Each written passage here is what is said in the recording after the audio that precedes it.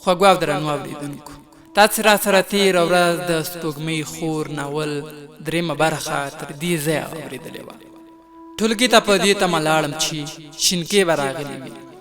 لا د شینکۍ بښنه وه. څوکۍ کې کېناستم. زیاته ستړیا مې احساس کړه.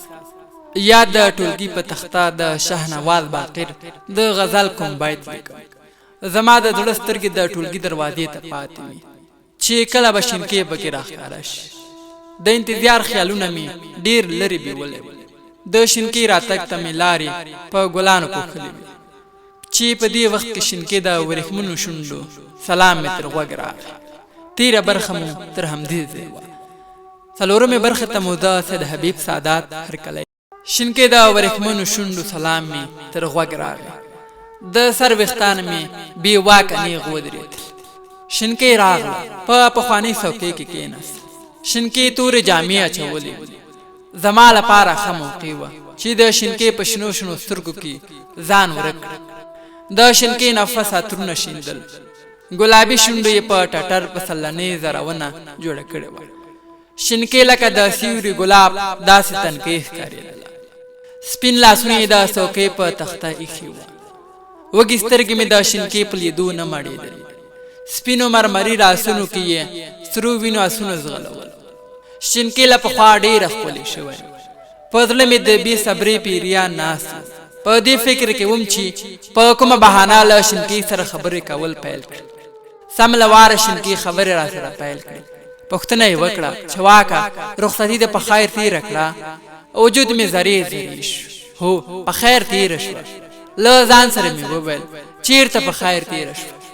شپې مې ستوري او ورځې مې خپلې ګوتې شمېرلې. د ظالم لوري په ما خو د لویه نړۍ 2 قدمه کړې ده. د پاتو مې ترې وپوښتل چې هغه چېرته ده او ولې پوهنتون ته نه راځي؟ شینکۍ راته وویل پاتو به لا خبره نه وي چې د پوهنتون درسونه پیل شوي، که نه هغه خو له ما او تا زیاته لیواله ده. بل دا چې مور او پلار یې هم درسونو ته زیات هڅوي، ځکه د مور او پلار یوه لور ده. د شینکۍ نننۍ خبرې مې زیاتې په زړه خوږې لګېدې. زړه مې غوښتل چې تل مې د شینکۍ خبرې اورېدلې، یا د هم د تختې پر سر ځان تېر باست، خو زموږ هره خبره یې څارله. شینکۍ ښکلې څېرې درلودلو تر څنګ زیاته هوښیاره هم وه. زیاتې خبرې یې له چا سره نه کولې او خپل پښتون غرور به یې تل په خپل پلو کې نیولی. د پښتو مضمون ښوونکی مو ټولګي ته راغی او درس یې پیل کړ. د درس په منځ کې له ما پوښتنه وکړه چې هغه شاعر واک دی؟ د پوښتنې په ځواب کې مې ورته وویل هو، هغه زه یم. شینکۍ له شنو سترګو په 2 بنګالي توتیانو وویشتلم او د شنو سترګو سیوری یې زما په خاورینه څېره وغوړوه.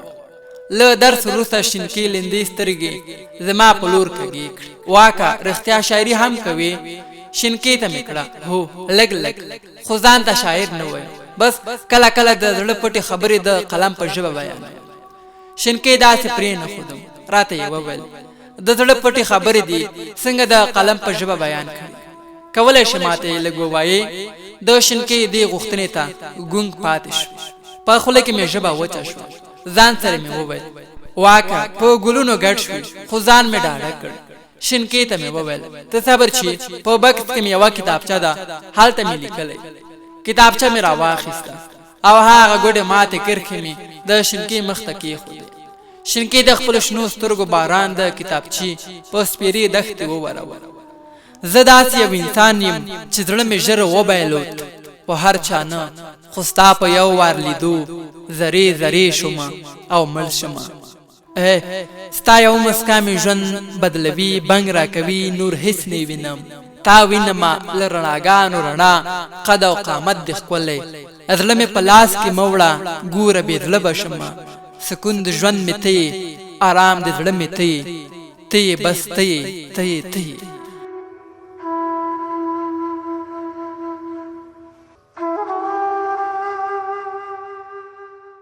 ځان مې له ځانه پردی و.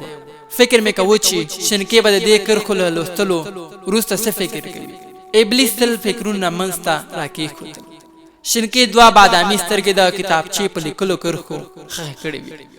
زیات وخت یې پرې تېر کړ. کتابچه یې بیرته راوسپارله. شینکي راته وویل شیرونه دې ډیر ښکلي دي، زما شیرونه خوښیږي خو لیکلی یې نشم. شینکي سره په خبرو مې زړه من غوښې اخیستې. هر یو ښوونکی چې به درس راکوه شینکي به د چپتر د لودلو تر څنګ د خولې لیکچر هم لیکه. خط د دې د سترګو په څیر ښکلی و، خو زما خط هم د شینکي له خطه کم نه و. د خط لیکلو سبک مو یو و او د شینکي خط کټ مټ یو شان و.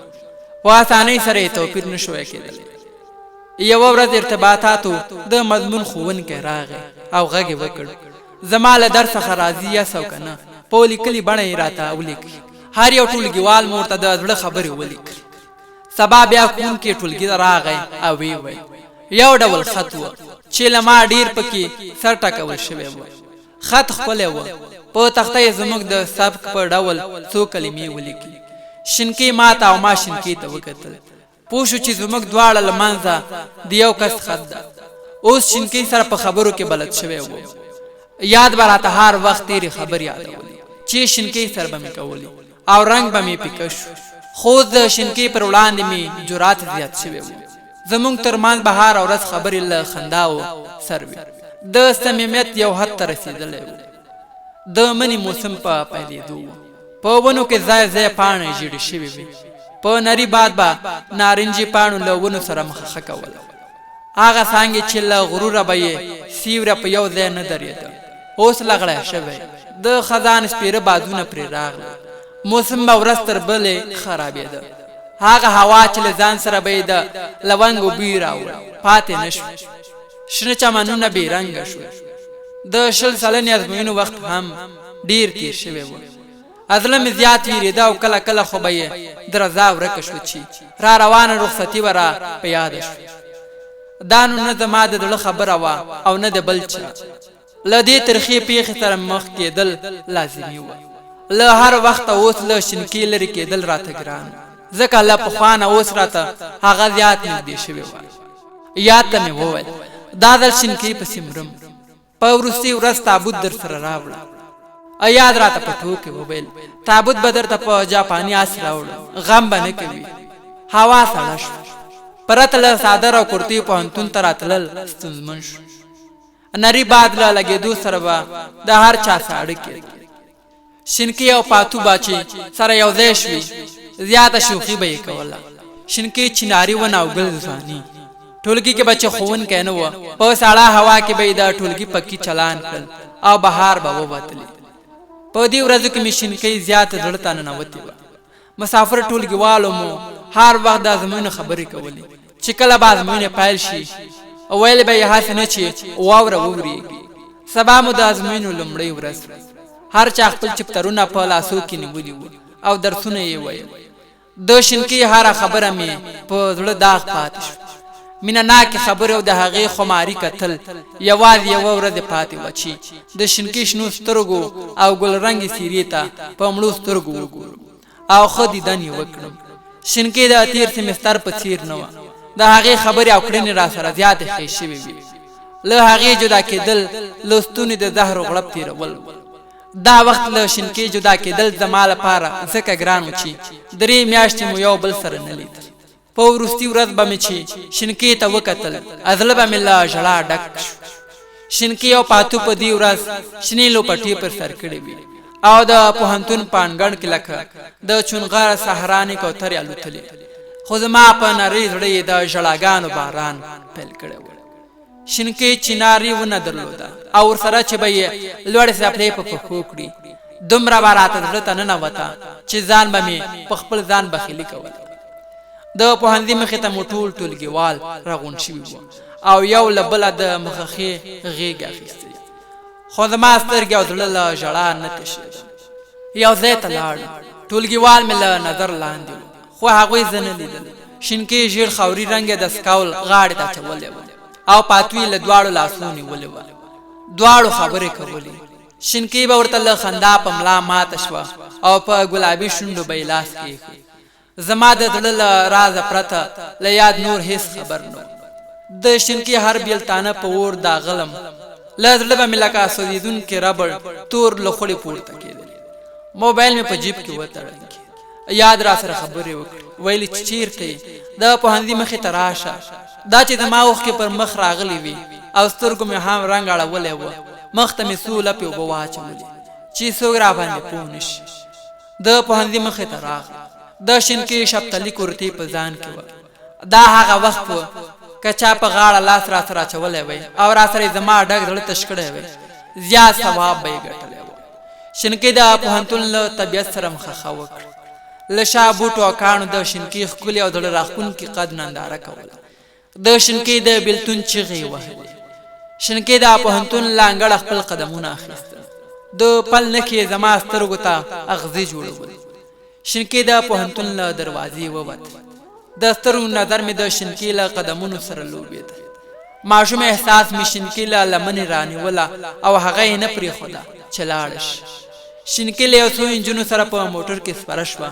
او زما هیلې زما له روح سره مخه وکړه دوام اسمان له منارو راولوېد د بېلتانه په پسه چاړه حلال شو د وجود هډونه مې بې بنده مات شو د الوتو په وزرو مې د سریښو باران راغی په رنګین بازار مې لمر په لمر پرېوته راخوت د ټولګي خوا ته مې منډه کړه د شینکي د څوکۍ په خوا کې کېناست له تشې څوکۍ سره مې خبرې پیل کړې تشه څوکۍ مې له ګریوان راونیوله او په چغو چغو مې د شینکي غوښتنه ترې کوله خو تشې څوکۍ هېڅ ځواب نه راکړ د ژړا په څلي مې د بېلتون بیرغ رپاند ناهیلې له ټولګي ووتلم او د کلي په لورې راغلم ځمکې ځای نه راکړم ازلي فطرت مې سر په زنګون و د زړه مجاز مې په شینکي پسې بایللی داسې به وم لکه کوم څه چې مې ورک دي او د هغه په لټه کې وم کله کله به مې د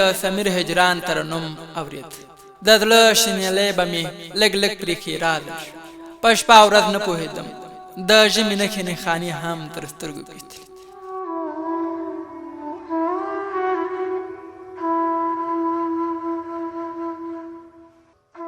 درنو اورېدونکو د سپوږمۍ خور ناول څلورمه برخه تر همدې ځایه وه تر هغې مو تاسې ټول په پاک سپېڅلي لیدال څښتن تعالی رب سپارمه هر چیرې چې یاستئ ښاد ودان کامیاب اوسیږي بې مینې بې جانانه مه شي ښه وخت خدای پامان